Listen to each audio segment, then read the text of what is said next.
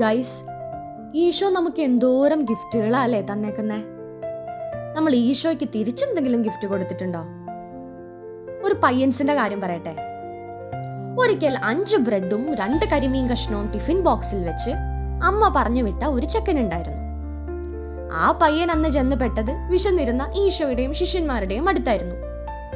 ഒന്നും നോക്കാതെ അവൻ അവർക്ക് ആ ടിഫിൻ ബോക്സ് എടുത്തു കൊടുത്തു. ഈശോയാകട്ടെ ഹാപ്പി ആയിട്ട് ആ ബോക്സ് എടുത്ത് സ്വർഗത്തിലെ തന്റെ അപ്പനെ കാണിച്ച് ഒന്ന് വാഴ്ത്തി അതൊരു ഊട്ട് സദ്യയാക്കി മാറ്റി. 5K 5000 പേരാണെന്നാ ഭക്ഷണം കഴിച്ചത്. കൂട്ടുകാരെ, നമ്മൾ ഈശോയ്ക്ക് കൊടുക്കുന്ന ഒരു കുഞ്ഞു സമ്മാനം പോലും കുറെ പേരെ സഹായിക്കുന്ന ഒരു വലിയ അത്ഭുതമാക്കി മാറ്റാൻ ഈശോയ്ക്ക് പറ്റും.